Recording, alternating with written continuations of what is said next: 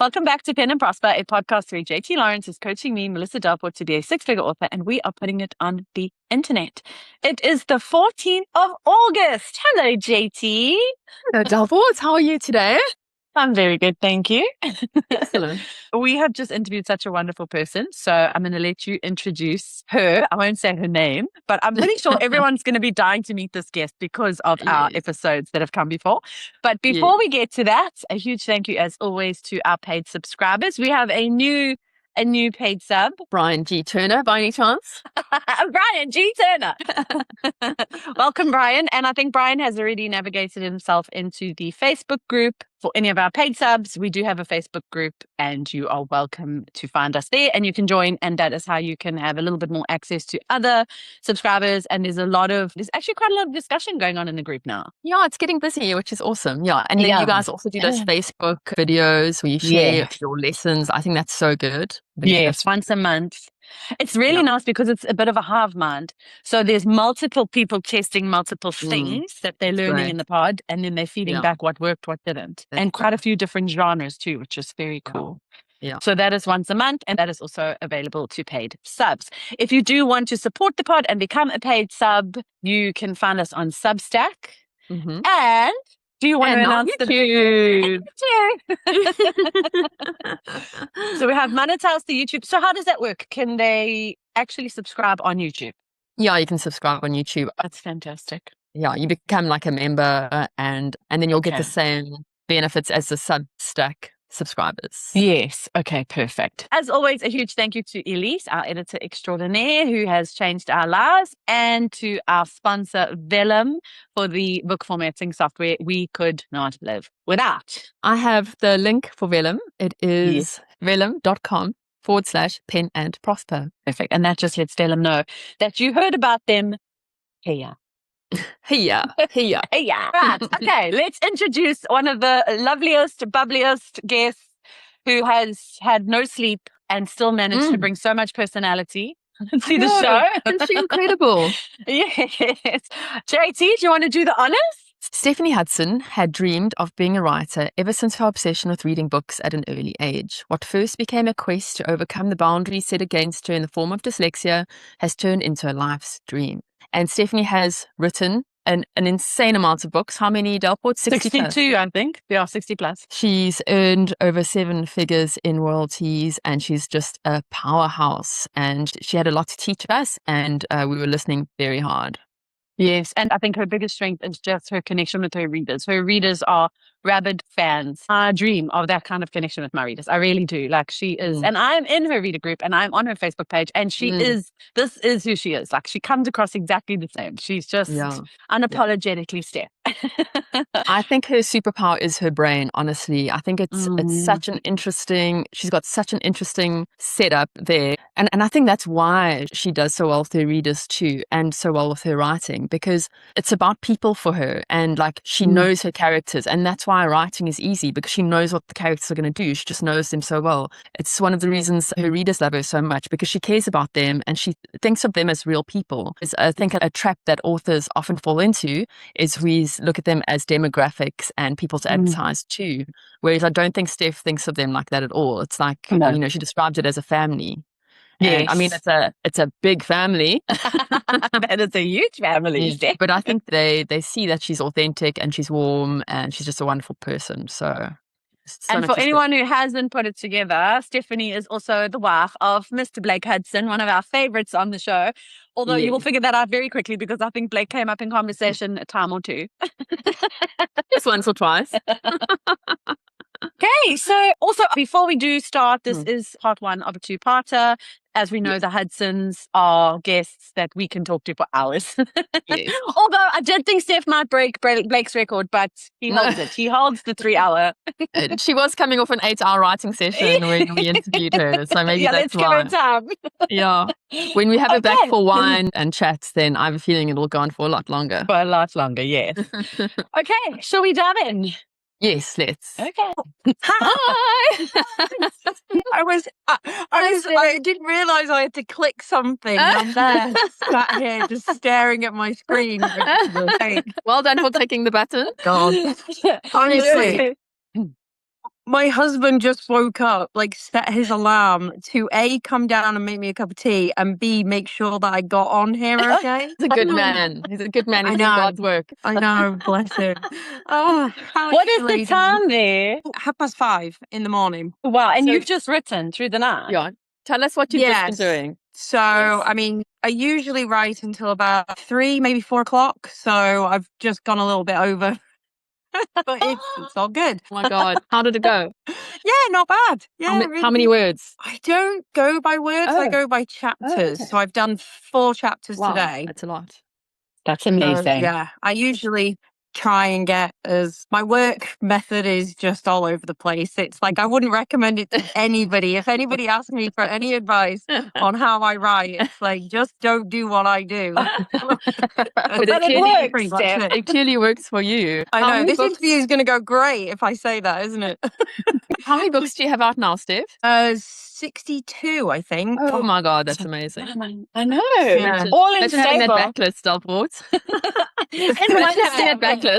And the husband like Blake, who knows how to advertise. Oh my God, yeah, he's a godsend. He really is, and I do remind him of it.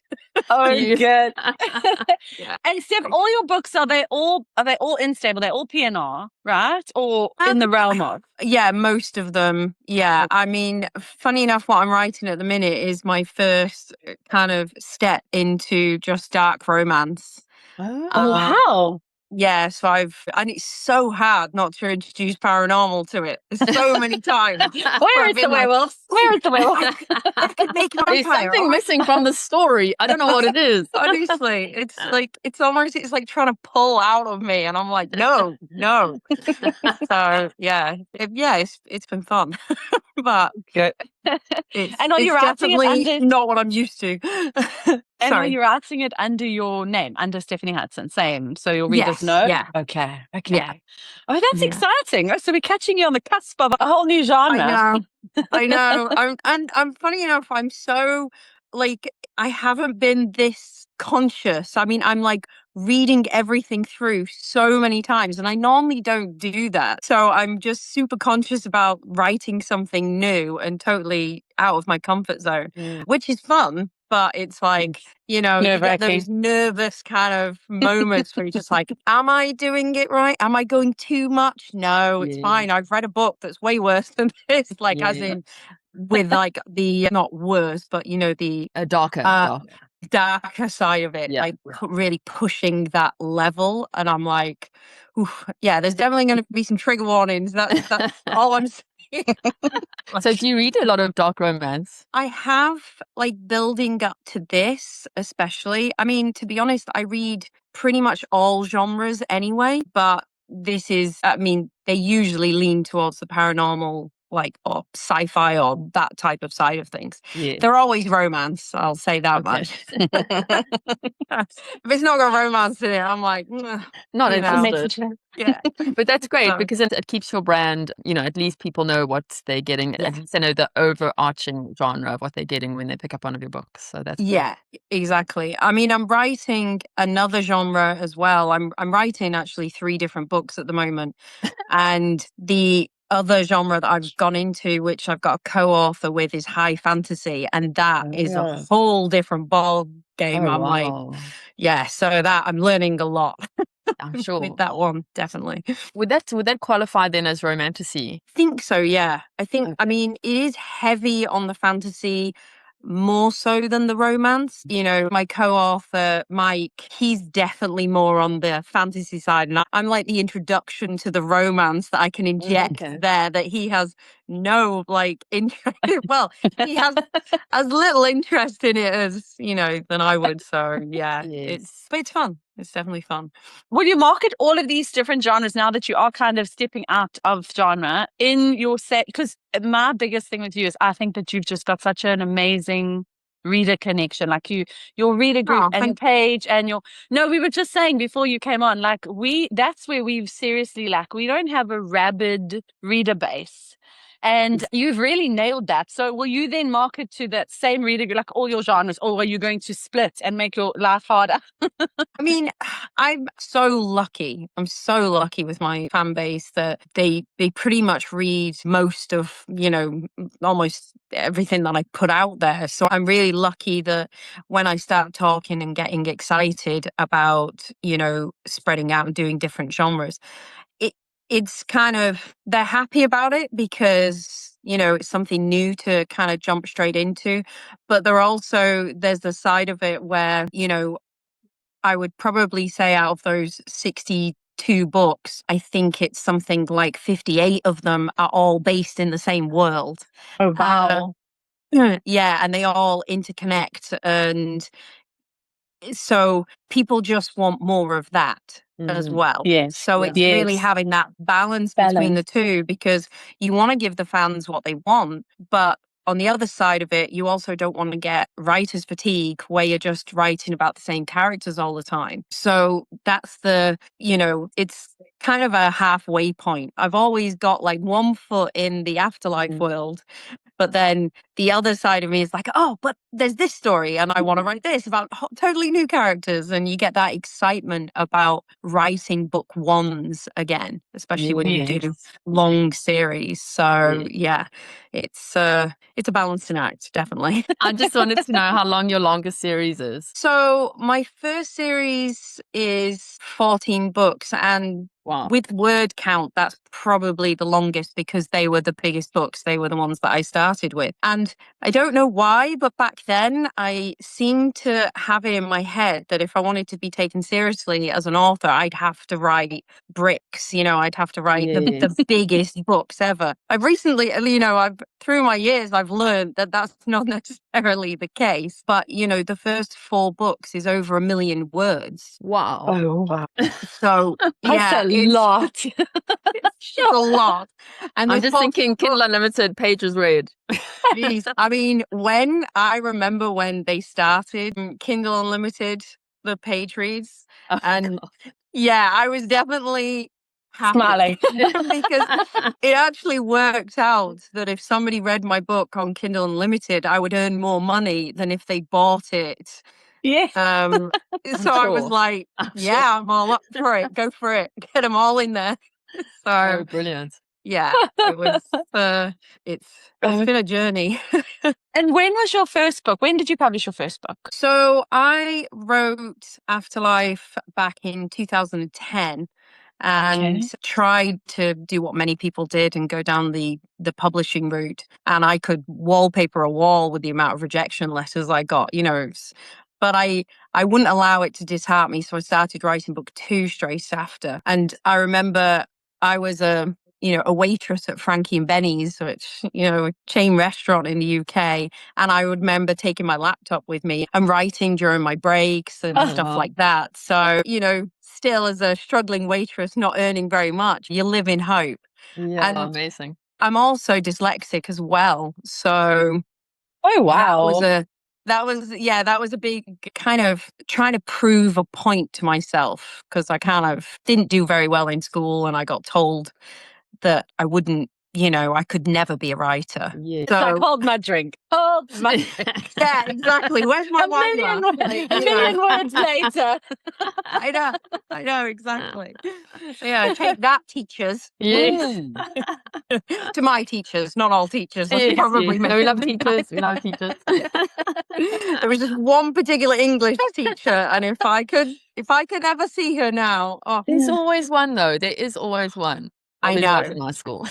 I know. I mean, for me, though, one of the best teachers I had was my history teacher. And I think it really gave me such a love of history, which is why I inject an awful lot of history into my books. But when I finally wrote Afterlife, it was more like for myself to prove that I could do it. I never dreamed that it would go where it's been today. And, so when I got to 2012, and I remember because I was pregnant with my daughter and I was on maternity leave from Frankie and Benny's, and somebody said to me, why don't you self-publish? And I was like, self-publish? Like how? Like I have no money, and surely you've got to pay for that type of thing. I had no idea.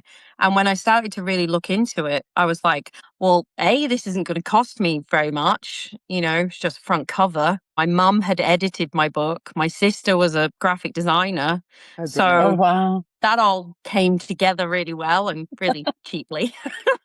Because, and by that point, I'd written 2 books and I had the third halfway done. And I think what really helped me was the rapid release, because I published a month before my daughter was born. And then by the time my maternity left, I was already an Amazon bestseller. So I didn't have to go back to waitressing anymore, which was pretty amazing. Cool. The irony that 2 people in this conversation were told by English teachers, you should write a book. And the one that was not is the most successful in the race. I know. That's it. Love that, Steph. You're like breaking all boundaries. You're like, absolutely nobody tells me what I can and cannot do. I know. Exactly. So, but yeah, and it changed my life. Wow. Yeah. It was amazing from the get-go. I mean, obviously, lots of highs, a few lows, but mostly great. And I mean, the real difference was, and this is probably where I'm going to get really, really sappy, but the huge difference for me was when I met Blake. That all changed, because having a partner that just really, really supports you in every aspect was just total game changer. I'd come out of my previous marriage, and when I was with him, I took years to write those 4 books. But then, so when I met Blake, that was it. Then it was like, he'll like your stay-at-home dad to my daughter and just let me write. And that was just huge. So yeah, I went from taking a year to write the 4th book to writing, I think, 4 in the first year that we were together. So yeah, he's a great guy. Yeah. He's very good at. I have a question for you. Could you, if we paid you, could you set up a Facebook ad? I'm sure you could, Steve. I'm sure you No. Look, I'm going to be honest with you. I listen to Blake and he tells me all of these things. He tells me what he's doing. He shows me things and everything like that. And I kind of put on this face that's like, yeah, no, yeah, that sounds following you. You've done a good job there. I can see what you're doing. Now, if I had to do it, nothing. All of that information that he's just told me, it's already gone. It's gone. Like, Okay, so no Facebook ads for you, Steph. But what you do so well is your reader group. And I'd love to rack your brain about your reader group and how you got it started, how it's evolved and how you got it. I mean, it's so big. I can't crack like 700 in my reader group. I think, so I'm really interested to hear how your reader group, like how it came about, how you drive it, how you've like built this relationship with your readers that is so dynamic. Because I think the benchmark for any author is that people are talking about their books when you're not in the room. And I'm in your reader group and I see people all the time. They're like, all right, listen, what do I do now? I mean, other readers are commenting and I'm like, this is the dream.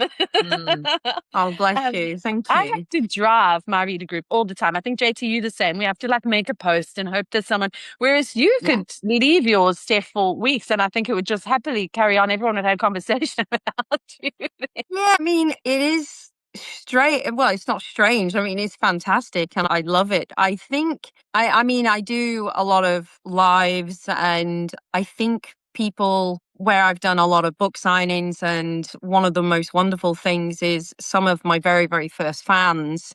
And, they will literally come to every book signing I've ever done. And, it's like seeing friends, you're meeting up with people. I have I don't know, oh gosh, this is going to sound strange. I don't know how to act any differently in front of fans. And I'm not saying that everybody acts differently, but I don't have a professional bone in my body. I suppose that should probably sound me out. But it's more a case of, you know, if I know, say, for example, a fan was coming over from America, if I've got a room, I'll put them up.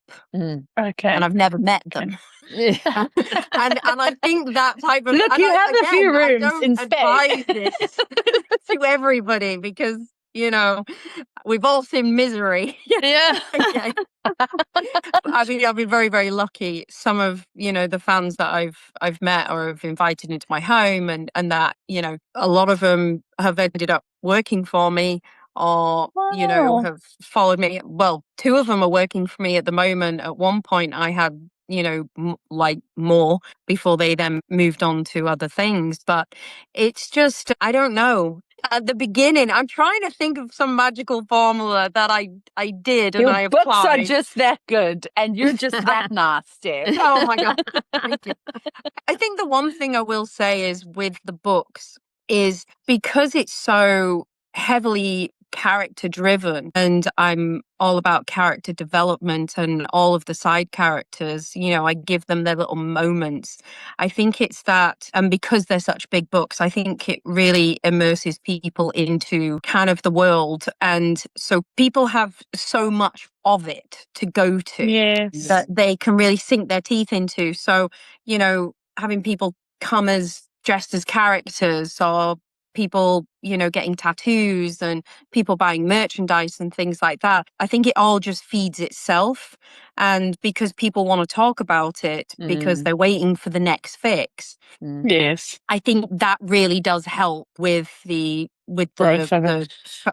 fan group. And also, I've always tried to ask questions about my fans. You know, like, where are you from? Send us pictures of your pets, you know, so like just let us know who you are. And I think because of that, it almost feels like a little community. Like a family, Yeah. And sometimes I look back and I look at it all happening and I just sit there and I'm like, oh, this is nice. You know, there's so many fans that have met other fans and become lifelong friends. This is why she's got Blake building up a big house with all those rooms for all the fans. It's all starting to make sense now. That's it. And my shoes. Don't forget my shoe collection. I think readers can tell when you are asking a question in social media just for engagement. Like, what are you reading today? Like, that's a common one. And like, I am interested in what my readers are reading, but at the same time, you can see it's a post made for engagement. Whereas I think maybe your questions are more sincere and authentic. And it's like, you really do want to know where people are from.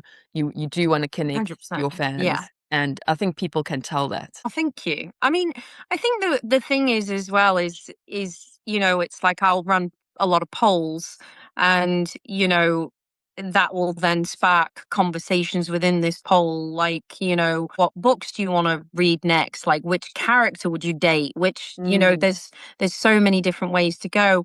One of the other things that I used to do, and I haven't done it in a while because it got crazy. I used to do I would pretend to be the character.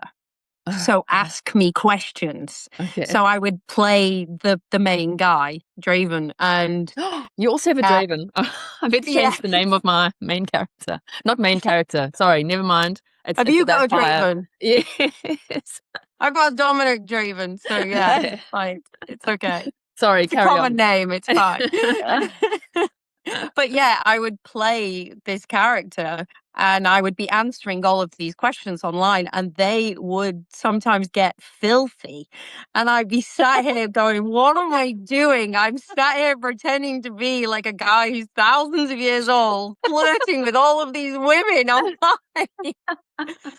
And they were just bad, and they were eating it up. Yeah, and they know it's me, but it's almost like they just kind of forgot for that moment. Yeah. And my fingers would be like, I mean, I type fast, but Jesus, like answering all of those questions, try to do it in a super cool, sexy way, which just making a whole lot more sense about how your group is so big. Yeah. Why have we not done this? Like OnlyFans. I'm shameless. That's the thing.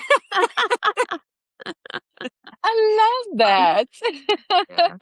I think it's just thinking of new, interesting ways to kind of get that engagement, to get people excited about stuff. So, yeah. And the world being so big, it kind of reminds me of like, if you think of like Harry Potter fans and how there was that whole website, Pottermore and everything, it lends itself because the world is so big and there's so many things to explore. Whereas I think when you're doing what we do, which is like shorter bodies of work, like, and even the genre, I think paranormal romance generally does, the readers are just a little bit more invested.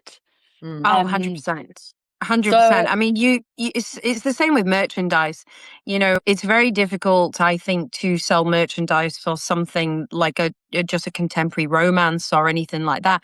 But when you have, you know, you can have that branding, you know, you've got different sigils and you've got like things that people would wear, you've got different sayings, you've got different characters. It all kind of just lends itself to that. And people, you know, they want the phone cases, they want the t-shirts. So it's still, even though I've been doing this a long time, it's not something I'm ever used to. Like I remember a couple of years back, one of my fans came and asked me to sign her hand, and I did. And then the next time I saw her at a book signing, she had it tattooed. Oh my God. Oh, yeah. wow. And so you don't ever, it's amazing. You'd never expect you don't ever take that for granted. Yeah. You don't ever. Or had she just not washed it off?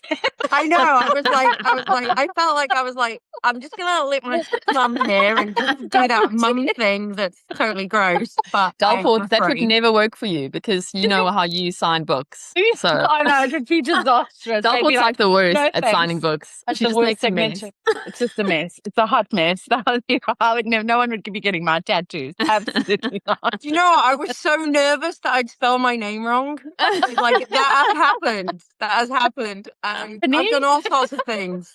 And I'm being dyslexic as well. Names are a nightmare for me to spell. But that is such a nice, the fact that you're dyslexic and you have such a successful career, like that's amazing. That's really, it's a really nice message. Also to people who maybe weren't like the English darlings, you know, the English teacher's darling. Like, I think imagination is a huge part of this job, not just your skills as an English, you know, your storytelling is. Yeah, 100%. I mean, I'd be lost without spell check. I mean, that, you know, it's a given. I mean, for me, I have pretty much the opposite of, you know, like any writer's block. I can't stop. I can never switch my brain off. I mean, I'm ADHD as well, which I've come to realize after having my son. And I'm like recognizing all of these things and I'm like, okay, yeah, that's ringing true now. Yeah. But the only thing that I've ever really been able to 100% focus on is writing. And for me, that's my brain calm because I'm getting it out. Yeah. But I'm not even exaggerating when I say that my to write list is still over 120 books. Wow. Oh, wow. Which I have all of these notes on that. I mean, some of them have been the same story and I thought of them like 8 years ago. And I've still not got to that point where I've, you know, gone, okay, it's this time now I need to write this. So yeah, it's just, I can't write fast enough. That's the problem. Yes. We'd like to take a quick break to tell you about our sponsor, Scribe Shadow. If you're an indie author, you already know that publishing a book is only part of the journey. Reaching readers in new markets is where things get really exciting, but translations have traditionally been expensive, time-consuming, and honestly, a little overwhelming. Which is why JT and I both use Scribe Shadow. We originally started using it for our translations, and it quickly became one of the tools we can't live without. Personally, I started translating my books in May last year and my income skyrocketed. Scribe Shadow saves us time, the workflow is simple, and best of all, it's affordable. It's made book translations accessible for indie authors, and in just minutes, you can translate your novels into multiple languages with high quality results, which opens the door to exploring relationships with readers all around the world. What we really appreciate is that Scribe Shadow understands indie authors because it was built by people from the indie publishing space. This isn't a massive faceless corporation. It's a small family-run team that understands the realities of self-publishing tight budgets, and wearing 20 different hats at once. They also offer things like cover creation, audiobook translation, and a straightforward credit system that keeps the whole process simple and affordable. Importantly, you always keep full rights to your work, and your books are never used to train AI. So if you've been thinking about expanding into foreign markets, or you just want tools that genuinely make your author business easier to run, check out Scribe Shadow. It's become a really valuable part of our workflow, and we're genuinely happy to recommend it. If you'd like to try Scribe Shadow, we have a special code for you. You can get 30% discounts. It is Pen and Prosper 30. You can use that at checkout. Perfect. And let's get back to our episode. And how do you keep up with your publishing schedule? Because do you guys spend 6 months in Spain and then 6 months in Canada, or is it just depend? Like, it kind of depends. Sometimes we spend a bit longer in Canada. Sometimes we'll spend, longer in Spain. I think the one thing is our kids are homeschooled, so that's a great freedom for us. Okay. And also, I can write anywhere. I've written on planes, on trains, in cars. I just write anywhere I can. I'll just take my laptop and do it. I usually try to get a book done in about 10 days so that I have some time off and I can, concentrate more on being a part of the family and not just writing solid for that amount of time. So, and the kids are pretty used to how I work. One of the reasons I work until about 3-4 in the morning is because it's quiet. Yes. And I'm not No getting constantly interruptions. interrupted. Yeah. Yeah. Because I've always had an open door policy where I never wanted my kids to hate what I do. So I'm always stop, start, which is fine. It does get a little bit, when you're in the middle of a sex scene and then your child comes in and is like, "Oh, my puppy, like my bum," and I'm like, "Mate, that's just gone down. Like, there's no coming back from that right away, So, yeah, it's usually it's time for a cup of tea and let's see how he gets on." So, but I wouldn't have it any other way. Yes, it is so lovely that you can do that job anyway, and that you have that freedom of movement to come and go. 100%. Yeah, 100%. If anything, Blake is more distracting than anybody else. Always talking about Facebook ads. And you're like, so annoying. I know. I'm like, there he is, making me money. How annoying can a husband get, really? I know. And he's just been amazing with how generous he is with his advice on all the groups and connecting with writers. And I think it's very cool that he's kind of in your world, because it can be quite lonely when you're the writer and your spouse doesn't understand the world you're in. Whereas he's immersed himself. He's like, every author wants to work with Blake now. Like, I know. Who you work with Hardman?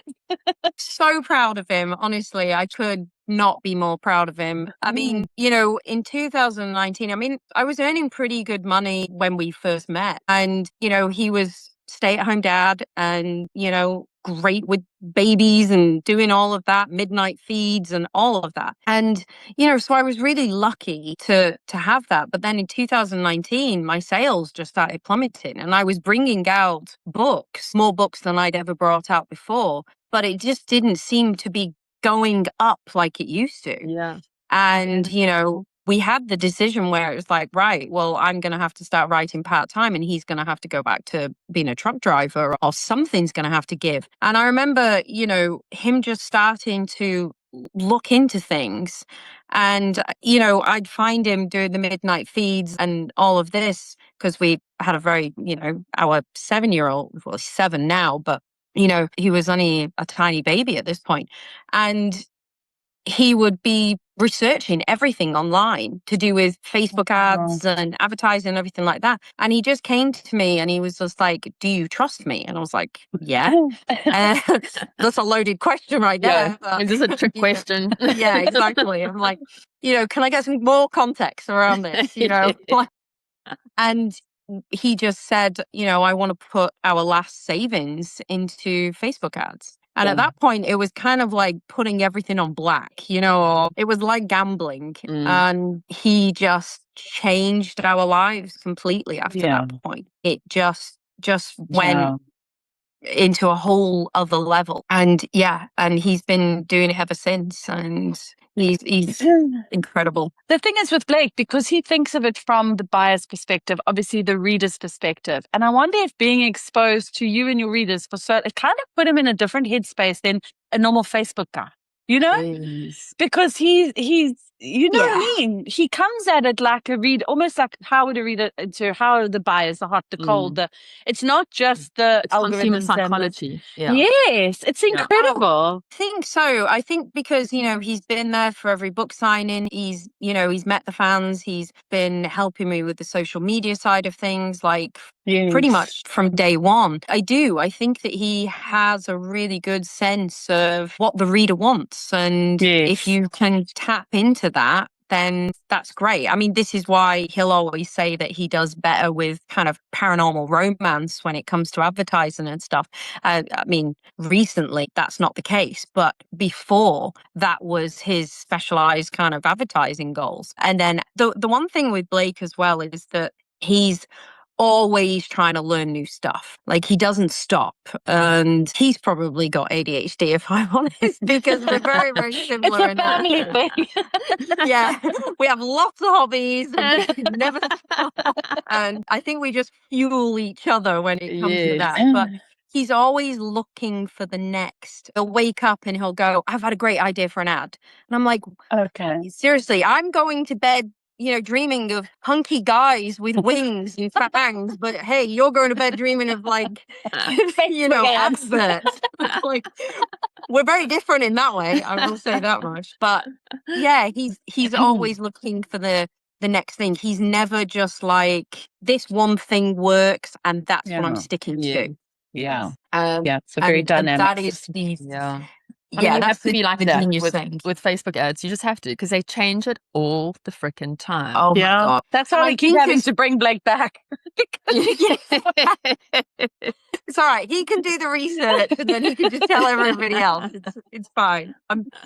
I feel like I'm pimping him out, but we're okay with that. Yeah.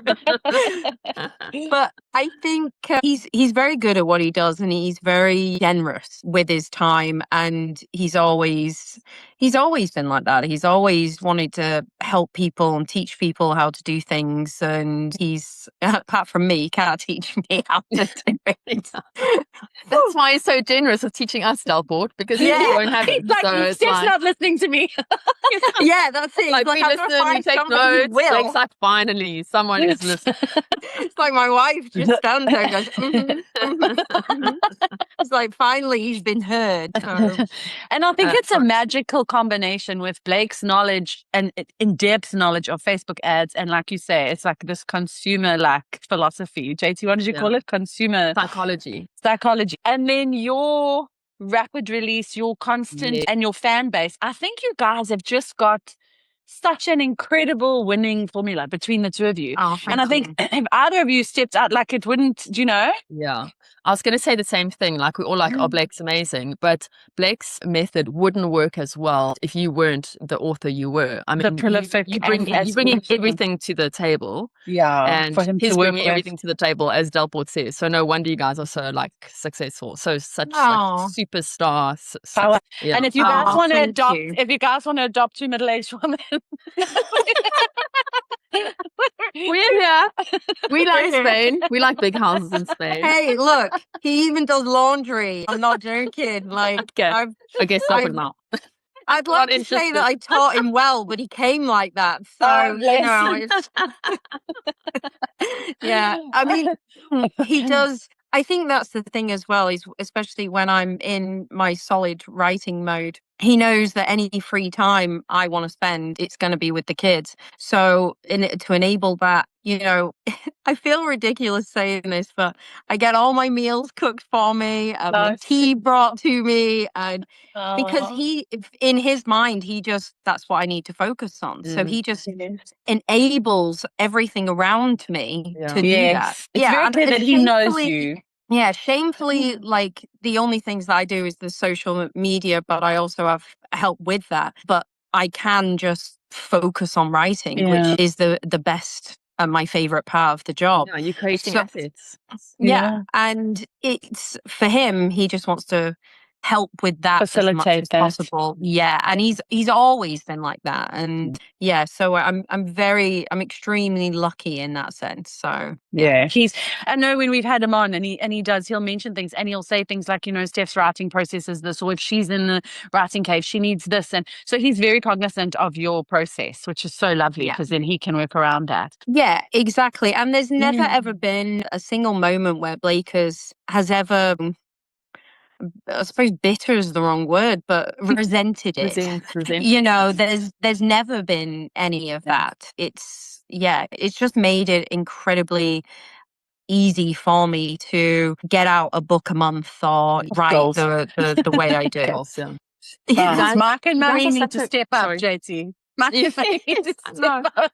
not feeling this level of support. No. It's such a common thing actually on the pod so far. The woman is the author, she does the writing, the husband does the ads, and it just works so well together. It's brilliant. Yeah. But I think you guys, especially the Hudsons, because I think you both have found they call it the zone of genius, right? Like the 80-20 rule. You're finding out what's moving the needle, and you just like going for it. You focus. You're not worrying about chasing shiny things, whatever. You know what you're good at. Blake knows what he's good at, and you guys are just going for it. It's amazing. Yeah, I mean, thank you. It's just, I think the thing is as well is when Blake first started doing ads, what we realized very, very quickly is he knows what people want more than I do, and even though I'm the creator, which is one thing that really, really surprised me, because he'd prove it to me, because at the beginning it was like he'd have all of these images, right? And I would be like, that's not Draven, that's not Kira, that looks nothing like this person.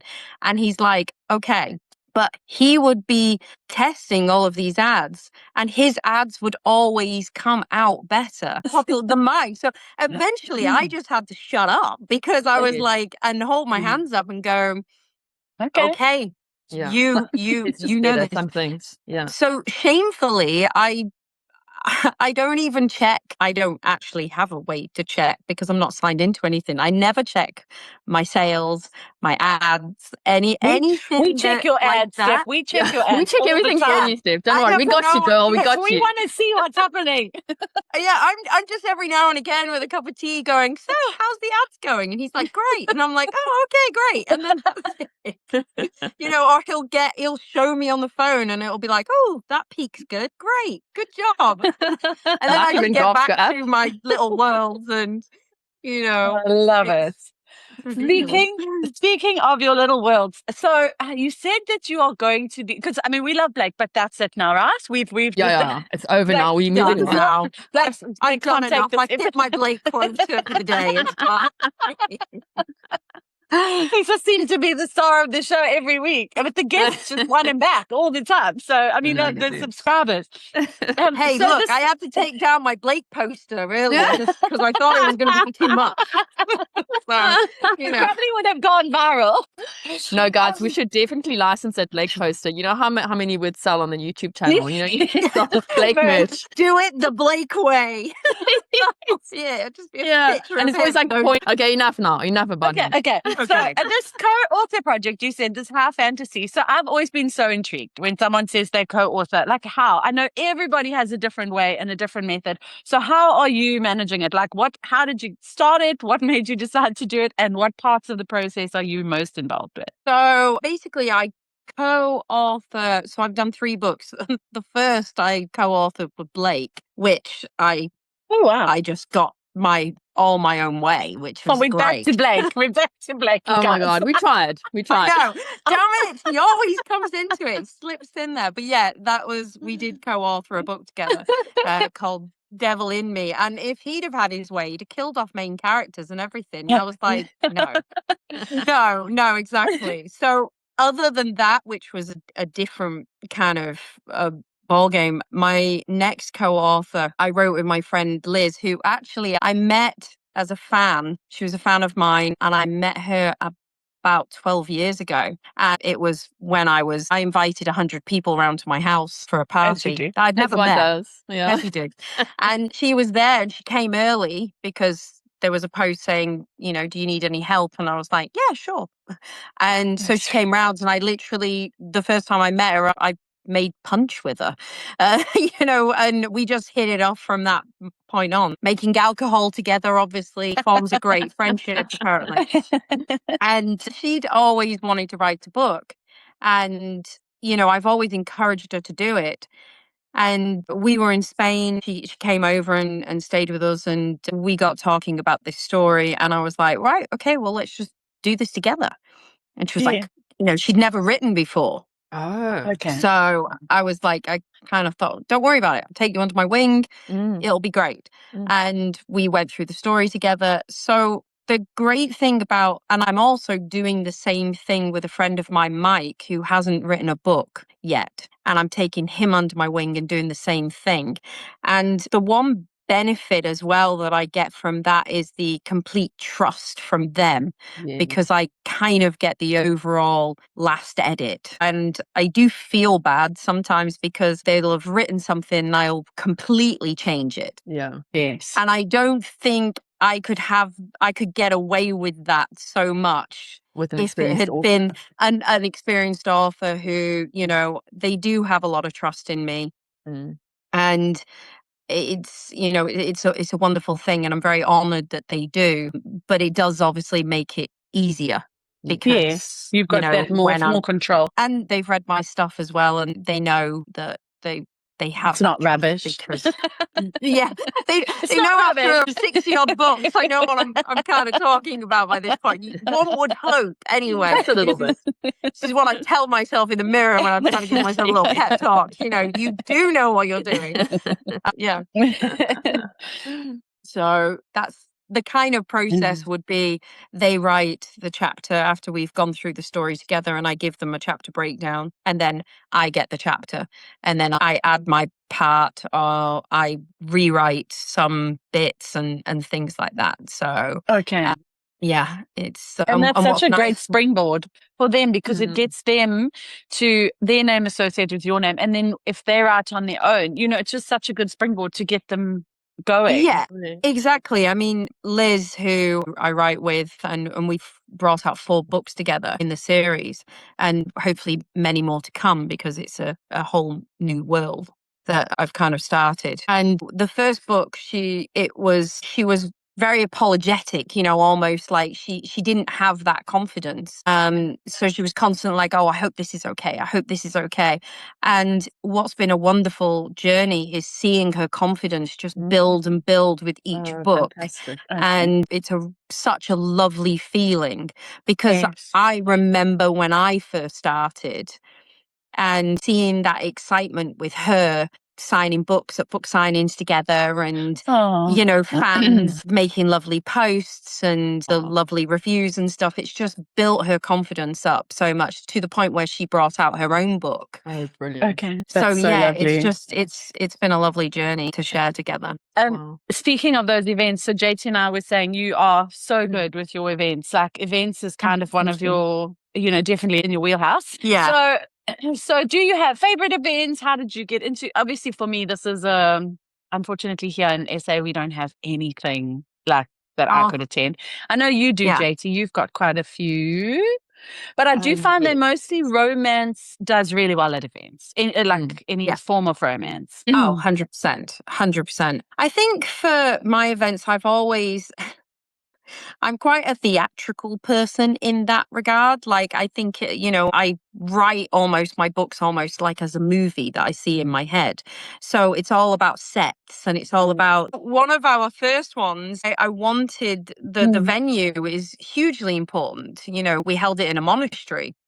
And then we had, the type of book signing where obviously you have it during the day, but then everybody comes back, and then everybody then gets the chance to wear a ball gown, and it was a masked ball. So it was, and it was an amazing feeling just to have hundreds and hundreds of people all dressed in these ball gowns and these masks. And it's just, how many opportunities do you get to do that? Exactly. It's just, you don't go shopping with your hoop skirt on and gone with the wind. It's like, so yeah, it's wonderful to be able to bring that all together. And we've had fantasy style balls held in cathedrals, and we've gone to manor houses. Are done you a Bridgerton hosting theme? Okay. Are you hosting these events, or are these overall like events you're attending? No, these are the ones I'm hosting. So this is Oh all my FFB. gosh. Yeah. Oh, So wow.